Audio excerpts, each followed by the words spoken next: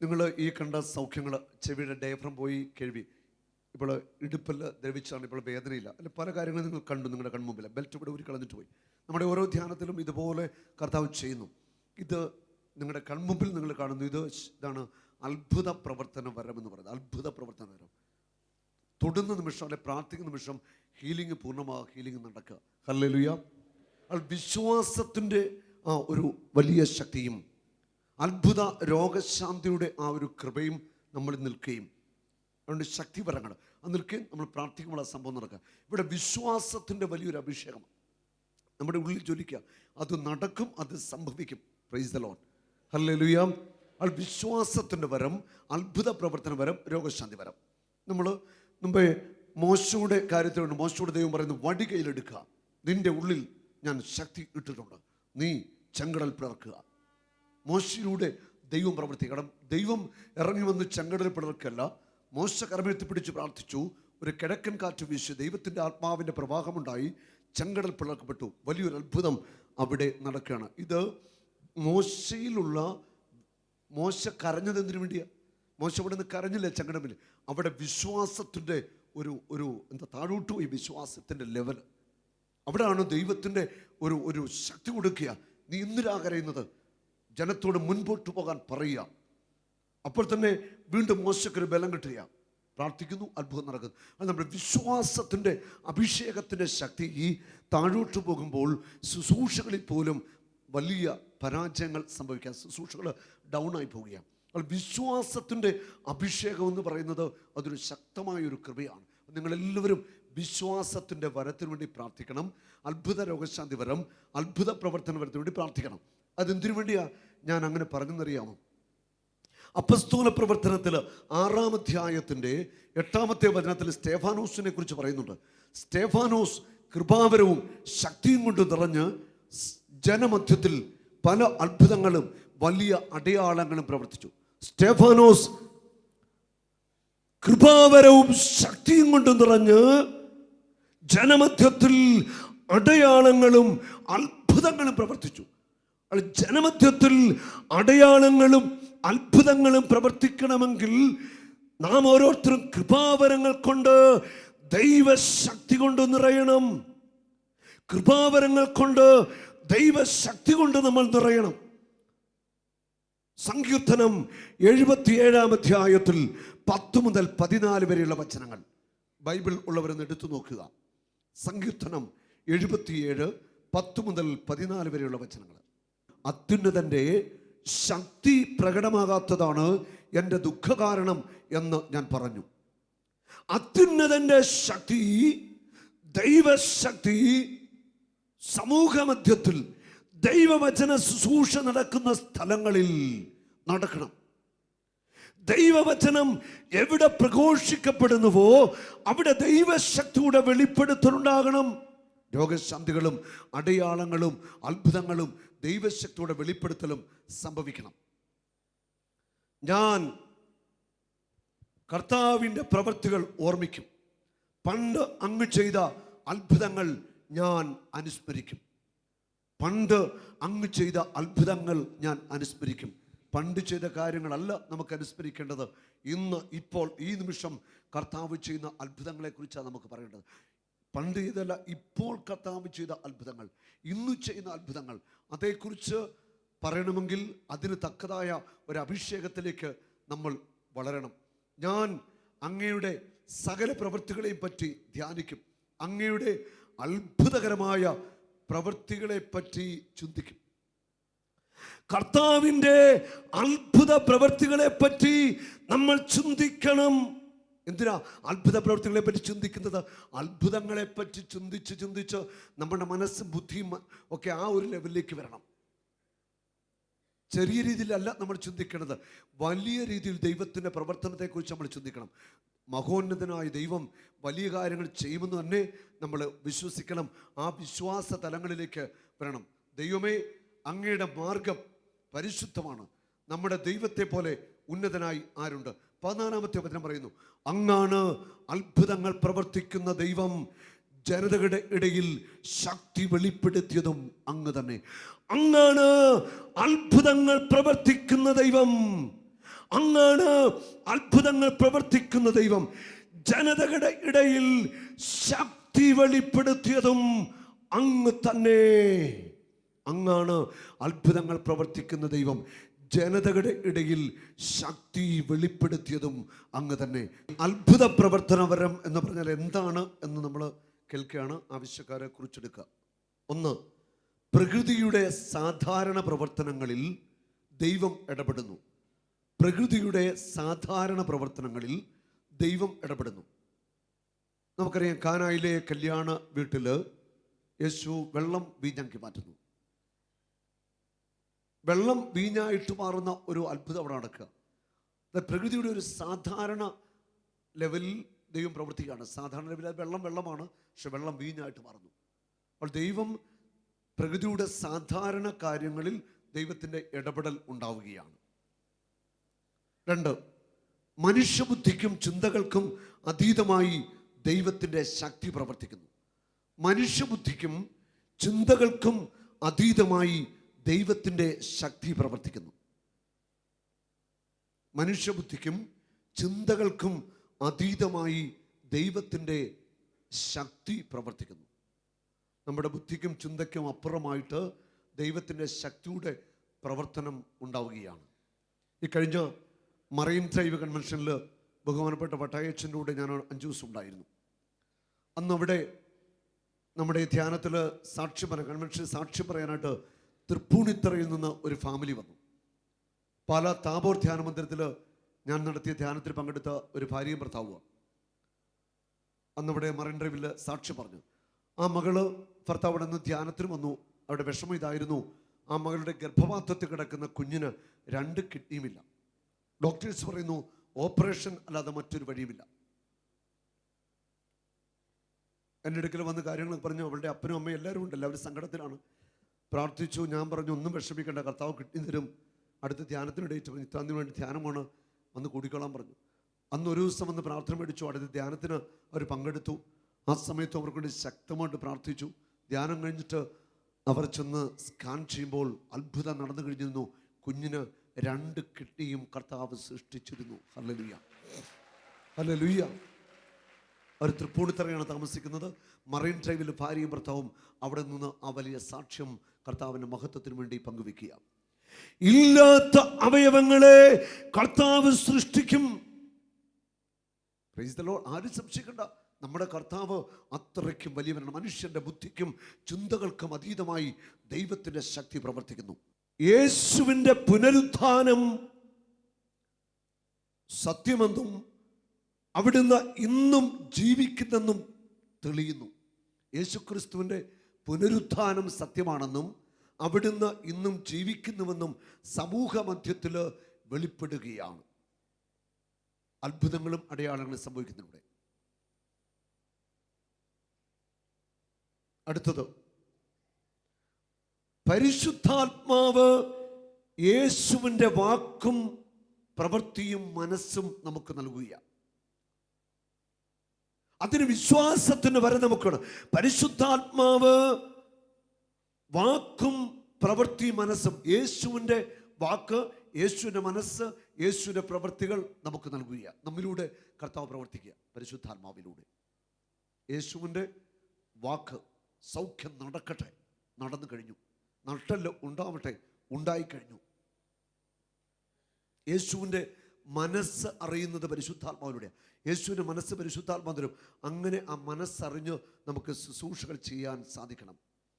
യേശുവിൻ്റെ ആത്മാവ് എങ്ങനെ നയിക്കുന്നോ അതനുസരിച്ച് ശുശ്രൂഷകൾ പോകണം. അടുത്തത്, ദൈവത്തിൻ്റെ വചനം സത്യമെന്ന് സമൂഹ മധ്യത്തിൽ തെളിയുകയാണ്. ദൈവത്തിൻ്റെ വചനം സത്യമെന്ന് സമൂഹത്തിൽ തെളിയുക. അടയാളങ്ങളും അത്ഭുതങ്ങളും യേശുവിൻ്റെ വചനങ്ങൾ സത്യമാണ് എന്ന് സമൂഹ മധ്യത്തിൽ തെളിയുന്നു. അത്ഭുതങ്ങളും അടയാളങ്ങളും നടക്കുമ്പോൾ ദൈവശക്തിയുടെ വെളിപ്പെടുത്തൽ സമൂഹത്തിൽ സംഭവിക്കുക. ദൈവശക്തിയുടെ വെളിപ്പെടുത്തൽ സമൂഹത്തിൽ സംഭവിക്കുന്നു. ദൈവശക്തിയുടെ വെളിപ്പെടുത്തൽ സമൂഹത്തിൽ സംഭവിക്കുന്നു. അടുത്തത്, അവിശ്വാസികൾ വിശ്വാസികളാകുന്നു, ദൈവത്തെ മഹത്വപ്പെടുത്തുന്നു. അവിശ്വാസികൾ വിശ്വാസികളാകുന്നു അവർ ദൈവത്തെ മഹത്വപ്പെടുത്തുന്നു. വലിയ അടയാളങ്ങളും അത്ഭുതങ്ങളും കാണുമ്പോൾ അവർ വിശ്വാസികളാകുന്നു ദൈവത്തെ മഹത്വപ്പെടുത്തുന്നു. അടുത്തത്, ക്രിസ്തുവിൻ്റെ സുവിശേഷത്തിൻ്റെ വലിയ ഒരു വളർച്ച ഇതിലൂടെ സംഭവിക്കുന്നു. സുവിശേഷത്തിൻ്റെ വളർച്ചയ്ക്ക് അത്ഭുതങ്ങൾ, അടയാളങ്ങൾ, രോഗശാന്തികൾ നടന്നേ പറ്റൂ. ഇനി അത്ഭുതങ്ങൾ ഒത്തിരി നമുക്ക് വിശുദ്ധ ബൈബിളിൽ ഉണ്ട്. യേശു വെള്ളത്തിൻ്റെ മീതെ നടക്കുന്നു. സാധാരണ പ്രകൃതിയിൽ ആണെങ്കിൽ വെള്ളത്തിലൂടെ നമുക്ക് നടക്കാം, പക്ഷെ വെള്ളത്തിൻ്റെ മീതെ നടക്കാൻ പറ്റില്ല. യേശു വെള്ളത്തിന് മീതെ നടക്കുന്നു. മർക്കോസ് 6:45 മുതൽ 52 വരെ വചനങ്ങൾ. യേശു വെള്ളത്തിൻ്റെ മീതെ നടക്കുന്നു. അത് അത്ഭുത പ്രവർത്തനപരമാണ്. യേശു അപ്പം വർദ്ധിപ്പിക്കുന്നു. യോഹന്നാൻ 6 1 മുതൽ 15 വരെ വചനങ്ങൾ. യേശു അപ്പം വർദ്ധിപ്പിക്കുന്നു. 5 അപ്പവും 2 മത്സ്യവും വർദ്ധിപ്പിക്കുന്നു. അനേകായിരങ്ങൾ അപ്പം ഭക്ഷിച്ച് തൃപ്തിയാകുന്നു. അത് അത്ഭുത പ്രവർത്തനപരമാണ്. ഇനി അപ്പം വർദ്ധിപ്പിച്ച ഒരു പ്രവാചകനുണ്ട്, എലീഷ പ്രവാചകൻ.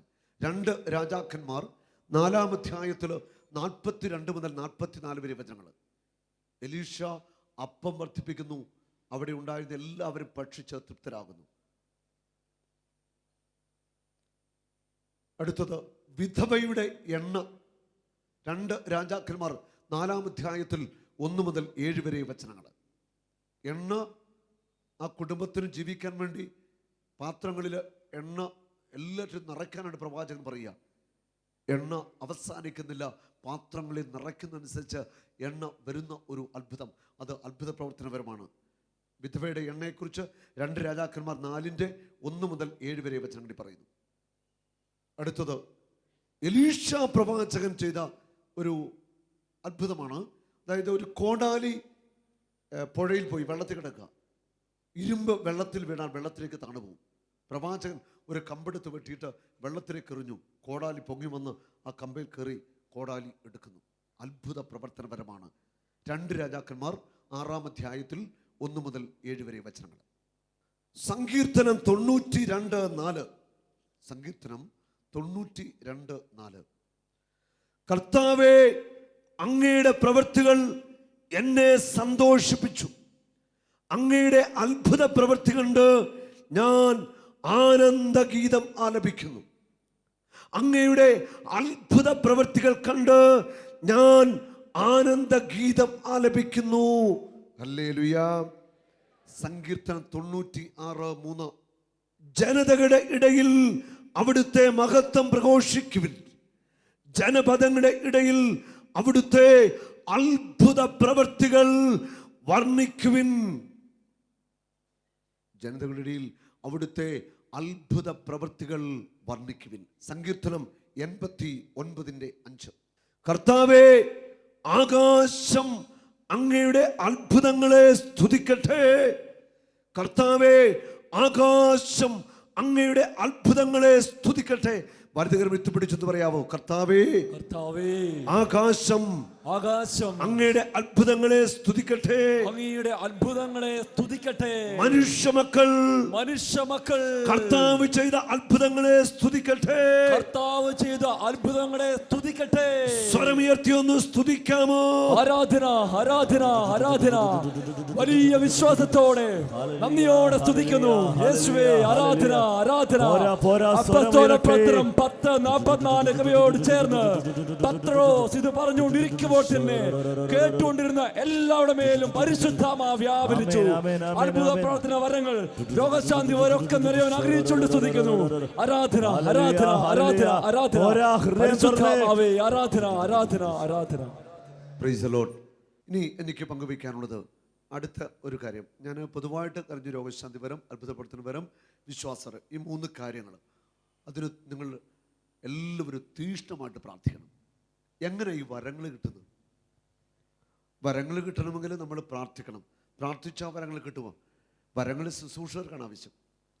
അതായത് കർത്താവിന് വേണ്ടി വിശ്വസ്തയോടെ ശുശ്രൂഷ ചെയ്യുന്നവർക്കാണ് വരങ്ങൾ ആവശ്യം. അല്ലാത്തവർക്ക് എന്തിനാ വരം? നമുക്ക് തരുന്ന ചെറിയ വരങ്ങൾ വിശ്വാസത്തോടെ നമ്മൾ ഉപയോഗിക്കുമ്പോൾ ആ അടുത്ത വരങ്ങൾ തരും. നമ്മളുടെ വരങ്ങൾ ഉജ്ജ്വലിക്കും.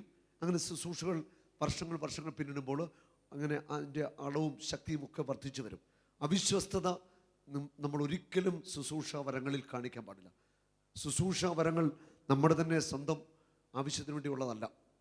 നമ്മൾ അനേകരുടെ ജീവിതത്തെ പടുത്തുയർത്താൻ വേണ്ടി, സഭയെ പടുത്തുയർത്താൻ വേണ്ടിയാണ് ശുശ്രൂഷ വരങ്ങൾ യേശു നമുക്ക് നൽകുന്നത്. ഇനി യേശു തൻ്റെ മിനിസ്ട്രിയിൽ, യേശുവിന് ഒരു മിനിസ്ട്രി ഉണ്ടായിരുന്നു. യേശുവും തൻ്റെ അപ്പസ്തോലന്മാരും പിന്നെ 72ഓളം പേരും, 12 അപ്പസ്തോലന്മാർ 72 പേരും, അങ്ങനെ യേശുവിന് ഒരു മിനിസ്ട്രി ഉണ്ടായിരുന്നു. യേശുവിൻ്റെ മിനിസ്ട്രിയിൽ യേശു ചെയ്ത കാര്യങ്ങൾ എന്തൊക്കെയാണ്? അപ്പസ്തോല പ്രവർത്തനത്തിലും നമ്മൾ അതേക്കുറിച്ച് ഏറെ വായിക്കുന്നുണ്ട്. അപ്പസ്തോല പ്രവർത്തനമൊക്കെ നിങ്ങൾ ശുശ്രൂഷകരെ മനസ്സിരുത്തി എല്ലാ അധ്യായങ്ങളും വായിക്കുന്നത് ഒത്തിരി നല്ലതാണ്. ഒത്തിരി കാര്യങ്ങൾ നമുക്ക് അപ്പസ്തോല പ്രവർത്തനങ്ങൾ, അപ്പസ്തോലന്മാർ ചെയ്ത പ്രവൃത്തികൾ, അതിൻ്റെ യേശു ചെയ്ത പ്രവൃത്തിയുടെ പിന്തുടർച്ച നമുക്ക് കാണാനായിട്ട് സാധിക്കും. മത്തായിയുടെ സുവിശേഷം 10-ാം അധ്യായത്തിൻ്റെ 8-ാമത്തെ വചനം, 10:8, അവിടെ ഇങ്ങനെ പറയുന്നു, ശിഷ്യന്മാരെ പറഞ്ഞ് ഏൽപ്പിക്കുകയാണ്. യേശു ചെയ്ത അതേ ശുശ്രൂഷ ശിഷ്യന്മാരെ ഏൽപ്പിക്കുക. സ്വർഗരാജ്യം സമീപിച്ചിരിക്കുന്നു എന്ന് പ്രസംഗിക്കുവിൻ. 1, 5 കാര്യങ്ങളാണ് പറയുന്നു. 1, 2, രോഗികളെ സുഖപ്പെടുത്തുവിൻ. 3, മരിച്ചവരെ ഉയർപ്പിക്കുവിൻ. 4, കുഷ്ഠരോഗികളെ സുഖപ്പെടുത്തുവിൻ. 5, പിശാചുക്കളെ പുറത്താക്കുവിൻ. ഹല്ലേലൂയ. യേശു തന്റെ ശിഷ്യന്മാർക്ക് കൊടുത്ത ദൗത്യമായത് സുവിശേഷം പ്രസംഗിക്കുക. അടിസ്ഥാന ബേസിക് ആയിട്ടുള്ള കാര്യം ഇതാണ്, സുവിശേഷം പ്രസംഗിക്കുക എന്നുള്ള. സുവിശേഷം പ്രസംഗിക്കുമ്പോൾ അടയാളങ്ങളിലൂടെ, അത്ഭുതങ്ങളിലൂടെ കർത്താവ് വചനത്തെ സ്ഥിരീകരിക്കും. അവിടെ എനിക്ക് പറയാനുള്ളൊരു കാര്യം ഇതാണ്, ശുശ്രൂഷകന്റെ സമർപ്പണം, വിശുദ്ധി, സഹനം, ത്യാഗം, ഇതൊക്കെ വളരെ പ്രധാനപ്പെട്ട കാര്യമാണ്. കർത്താവിന് സമൂഹത്തിൽ പ്രവർത്തിക്കണമെങ്കിൽ ശുശ്രൂഷ ചെയ്യുന്ന വ്യക്തിയുടെ സഹനം, വില കൊടുക്കുന്നത്, സമർപ്പണം, പിന്നെ തപശ്ചര്യകൾ, വിശ്വാസജീവിതം, താപസജീവിതം, ഇതൊക്കെ വളരെ പ്രധാനപ്പെട്ട കാര്യമാണ്. ഹല്ലേലൂയ. ഏറ്റവും പ്രധാനപ്പെട്ടത് 1-ാമത്തെ കാര്യം ദൈവവചനം പ്രഘോഷിക്കുക. യേശു അത് ചെയ്തു. 2, രോഗികളെ സുഖപ്പെടുത്തുക. ലൂക്കാ 4:40. വൈകുന്നേരമായപ്പോൾ അനേകം രോഗികളെ അവന്റെ അടുക്കൽ കൊണ്ടുവന്നു. അവൻ അവരുടെ മേൽ കൈകൾ വെച്ച് അവരെ സൗഖ്യമാക്കി. അനേകം രോഗികൾ, അപസ്മാര രോഗികൾ, തളർവാദ രോഗികൾ, പിശാച് ബാധിതർ, എല്ലാവരും യേശുവിനെ കൊണ്ടുവന്ന് യേശു അവരുടെ മേൽ കൈവച്ച് അവരെ സൗഖ്യമാക്കി. അവൾ സുവിശേഷം പ്രസംഗിക്കുന്നു, രോഗികളെ സുഖമാക്കുന്നു. 3, മരിച്ചവരെ ഉയർപ്പിക്കുന്നു. 4, കുഷ്ഠരോഗികളെ സുഖപ്പെടുത്തുക എന്ന് യേശു പറഞ്ഞു. അതാണ് യേശുവിൻ്റെ ആ ഒരു കാലഘട്ടത്തിൽ, നമുക്കറിയാം അതിനോട് പിന്നിലുള്ള കാലഘട്ടം കുഷ്ഠരോഗികൾ ധാരാളമുള്ള ഒരു കാലഘട്ടമാണ്. കർത്താവിൻ്റെ വലിയൊരു കരുണയാണ് കുഷ്ഠരോഗികളെ പ്രത്യേകമായിട്ട് സൗഖ്യപ്പെടുത്താൻ. യേശുവിൻ്റെ അടുക്കൽ വന്നൊരു കുഷ്ഠരോഗി മുട്ടയിൽ നിന്നു, അങ്ങേക്ക് മനസ്സുകൊണ്ട് എന്നെ സൗഖ്യമാക്കാൻ കഴിയും. യേശു കരുണയോടെ തൊട്ടു, കുഷ്ഠരോഗി സൗഖ്യം പ്രാപിച്ചു. അത് കർത്താവ് പ്രത്യേകമായിട്ട് തൻ്റെ കരുണയുടെ സ്നേഹത്തിൽ പറയുകയാണ് കുഷ്ഠരോഗിയെ സൗഖ്യമാക്കാൻ. അടുത്തത് പറയുന്നു, പിശാചുക്കളെ പുറത്താക്കുക. ഈ കാലഘട്ടത്തിൽ നടന്നുകൊണ്ടിരിക്കുന്ന കാര്യങ്ങൾ, സുവിശേഷ പ്രഘോഷണം നടക്കുന്നു, രോഗികൾ സൗഖ്യമാക്കപ്പെടുന്നു, പിശാചുക്കളെ പുറത്താക്കപ്പെടുന്നു. കുഷ്ഠരോഗികൾ വളരെ കുറവാണ്. എങ്കിലും ഞാൻ നോക്കട്ടെ, കഴിഞ്ഞ ആഴ്ചയിൽ ഞാൻ മുണ്ടക്കയം എന്ന സ്ഥലത്ത്, മുണ്ടക്കയത്തെ ചിറ്റടിയിൽ എല്ലാ ശനിയാഴ്ച നമ്മുടെ ഏകദിന കൺവെൻഷൻ ഉണ്ട്. അപ്പം അതിൻ്റെ തലയാഴ്ചയിൽ അവിടെ വന്ന് പ്രാർത്ഥിച്ച ഒരു ചേച്ചി, ആ ചേച്ചിയുടെ കാലിൽ 8 വർഷമായിട്ട് ഇങ്ങനെ അളിഞ്ഞു പൊട്ടുന്ന വ്രണങ്ങളായിരുന്നു. നടക്കാൻ ഒരു വേദ പിടിച്ചോണ്ട് വന്നു എൻ്റെ അടുക്കൽ വന്നു. ഞാൻ ആ സഹോദരിക്ക് വേണ്ടി പ്രാർത്ഥിക്കുകയും ചെയ്തു. യേശു തൊട്ടു. ഈ കഴിഞ്ഞ ശനിയാഴ്ച ചേച്ചി സാക്ഷ്യം പറയാറുണ്ട്, ആ കാലിലെ 8 വർഷമായിട്ട് കരിയാത്ത അളിഞ്ഞു പൊട്ടുന്ന വ്രണം കംപ്ലീറ്റ് കരിഞ്ഞു. ഹല്ലേലൂയ, ഹല്ലേലൂയ, യേശുവേ നന്ദി. അത് ഇന്നും ഇത് കർത്താവ് ചെയ്യുകയാണ്. അതുപോലെ സോറിയാസിസ് രോഗം, അനേകരുടെ സോറിയാസിസ് സൗഖ്യമായ അനുഭവങ്ങൾ എനിക്ക് പങ്കുവയ്ക്കാനുണ്ട്. ഇതൊക്കെ കുഷ്ഠരോഗം എന്ന് പറയുന്ന ഒരു വകഭേദം എന്നൊക്കെ നമുക്ക് പറയാനായിട്ട് സാധിക്കും. അതവിടെ നിൽക്കട്ടെ.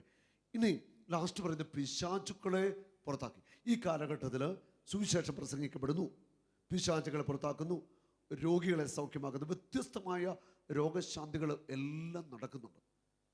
ഈ കാലഘട്ടത്തിൽ നടക്കാത്ത ഒരു സംഭവമുണ്ട്. പറഞ്ഞു, ഒച്ചത്തിൽ പറയാമോ? എന്തുകൊണ്ട് മരിച്ചവരെ ഉയർപ്പിക്കാൻ ഈ കാലഘട്ടത്തിലെ സുവിശേഷകർക്ക് സാധിക്കുന്നില്ല? എന്തുകൊണ്ട് സാധിക്കുന്നില്ല? വരുന്ന കാലഘട്ടത്തിൽ, വരുന്ന നാളുകളിൽ നമ്മളൊക്കെ ഒത്തിരി ആഗ്രഹിക്കുന്നുണ്ട്, ഭാരതത്തിലെ ജനകോടികൾ ക്രിസ്തുവിനെ സ്വന്തമാക്കണമെന്ന്.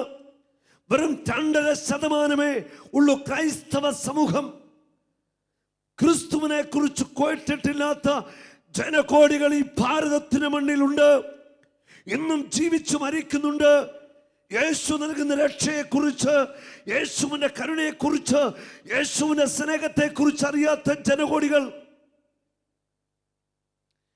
ഇപ്പോൾ നടക്കുന്ന ഈ സുവിശേഷ പ്രഘോഷണത്തിലൂടെ ഈ 97.5 വരുന്ന ശതമാനത്തെ സുവിശേഷവൽക്കരിക്കാമെന്ന് ആരെങ്കിലും ചിന്തിക്കുന്നുണ്ടെങ്കിൽ, വ്യാമോഹിക്കുന്നുണ്ടെങ്കിൽ അത് നടക്കത്തില്ല. അത് നടക്കത്തില്ല. ഇപ്പോൾ നടക്കുന്ന ഈ സുവിശേഷത്തിന്റെ ഈ തീ കൊണ്ട് അത് സംഭവിക്കത്തില്ല. ഇതിന്റെ അടുത്ത ഒരു തലത്തിലേക്ക് സുവിശേഷത്തിന്റെ തീ കത്തണം. അതാ ഞാൻ പറഞ്ഞു വരാൻ പോകുന്നത്. മരിച്ചവർ ഉയർത്തി നിൽക്കുന്ന അത്ഭുതങ്ങൾ, അടയാളങ്ങൾ സമൂഹ മധ്യത്തിൽ സംഭവിക്കേണ്ട സമയം അതിക്രമിച്ചിരിക്കുന്നു. Hallelujah, hallelujah. മരിച്ചവർ ഉയർത്തി നിൽക്കണം. കർത്താവിന്റെ ദാസന്മാര് മരിച്ചവരെ ഉയർപ്പിക്കണം. യേശു ക്രിസ്തുവിന്റെ നാമത്തിൽ മരിച്ചവരോട് എഴുന്നേക്കാൻ പറഞ്ഞാൽ എഴുന്നേറ്റ് വരുന്ന അടയാളങ്ങൾ സമൂഹ മധ്യത്തിൽ സംഭവിക്കണം. സംഭവിക്കത്തില്ല എന്ന് ആരും വാശി പിടിക്കരുത്. അത് സംഭവിക്കുന്ന കാലങ്ങൾ വരാൻ പോകുക. നമ്മുടെ സമൂഹത്തിൽ അത് നടക്കുന്ന കാലം വരാൻ പോകുക. മരിച്ചവർ ഉയർത്തി നിൽക്കുന്ന അത്ഭുതങ്ങള്, കർത്താവിന്റെ ദാസന്മാര് മരിച്ചവരെ ഉയർപ്പിക്കുന്ന സുവിശേഷത്തിന്റെ തീ ഈ ഭാരതത്തിന്റെ മണ്ണിൽ കത്തിപ്പടരുന്ന ഒരു സമയം വരാൻ പോകുക. അത് സംഭവിക്കും, അത് സംഭവിക്കും, അത് സംഭവിക്കും. ഹല്ലേലൂയ. വിശ്വസിക്കുന്നവർ ഒന്ന് കരമടിച്ച് സ്തുതിക്കട്ടെ. ഹല്ലേലൂയ. വലിയ വിശ്വാസത്തോടെ വിശ്വസിച്ച ശക്തിയോടെ ദൈവമഹത്വം ദർശിക്കും. വലിയ വിശ്വാസത്തോടെ. യേശു തന്റെ ശിഷ്യന്മാരെ ചുമതലപ്പെടുത്തി സുവിശേഷം പ്രസംഗിക്കുക, രോഗികളെ സുഖപ്പെടുത്തുക, പിശാചുകളെ പുറത്താക്കുക, മരിച്ചവരെ ഉയർപ്പിക്കുക, കുഷ്ഠരോഗികളെ സൗഖ്യമാക്കുക. എന്നിട്ട് എന്തേ മരിച്ചവർ ഉയർക്കാത്തത്? അപ്പസ്തോലന്മാർ ഉയർപ്പിച്ചു, അനേകം വിശുദ്ധർ ഉയർപ്പിച്ചു. ഈ ഏതാനും നൂറ്റാണ്ടുകളായിട്ട് എന്തേ മരിച്ചവർ ഉയർക്കുന്നില്ല? ദൈവത്തിൻ്റെ അത്ഭുത ശക്തി ഇറങ്ങണം. മരിച്ച മനുഷ്യനെ മോർച്ചറിയിൽ വെക്കണം. 3-4 ദിവസം മോർച്ചറിയിലിരിക്കുന്ന മനുഷ്യനെ മൃതശരീരം കൊണ്ടുവച്ചിട്ട് ദൈവത്തിൻ്റെ ദാസന്മാർ പ്രാർത്ഥിക്കണം. 4 ദിവസം മോർച്ചറിയിൽ നിന്ന് ശവം വെച്ചിട്ട് യേശു ക്രിസ്തുവിൻ്റെ നാമത്തിൽ ഉയർപ്പിക്കാൻ ശക്തരായ പ്രവാചകന്മാരെയാ ഇന്ന് സഭയ്ക്ക് വേണ്ടത്. Hallelujah, hallelujah. കരമുയർത്തി വിളിച്ചു പറഞ്ഞേ, ഈ അഭിഷേകം പോരാ, ഈ അഭിഷേകം പോരാ, ഈ അഭിഷേകം പോരാ, ഈ അഭിഷേകം പോരാ, ഈ അഭിഷേകം പോരാ, ഈ അഭിഷേകം പോരാ. വിശ്വാസത്തോടെ പറഞ്ഞേ, ഈ അഭിഷേകം പോരാ, ഈ അഭിഷേകം പോരാ, ഈ അഭിഷേകം പോരാ. മരിച്ചവരെ ഉയർപ്പിക്കുന്ന അഭിഷേകം, മരിച്ചവരെ ഉയർപ്പിക്കുന്ന അഭിഷേകം. ഇനി നമുക്കതാ വേണ്ടത്. മരിച്ചവർ ഉയർത്തി നിൽക്കണം. കർത്താവിന്റെ ദാസന്മാർ മരിച്ചവരെ ഉയർപ്പിക്കണം. ഈ ഭാരതത്തെ നമുക്ക് നേടണമെങ്കിൽ ഭാരതത്തിന്റെ മുക്കിലും മൂലയിലും യേശു ക്രിസ്തുവിന്റെ നാമത്തിൽ മരിച്ചവർ ഉയർത്തെഴുന്നേൽക്കണം. ഇത് സംഭവിക്കണം. തീ കത്തട്ടെ, സുവിശേഷത്തിന്റെ തീ. പരിശുദ്ധാത്മാവേ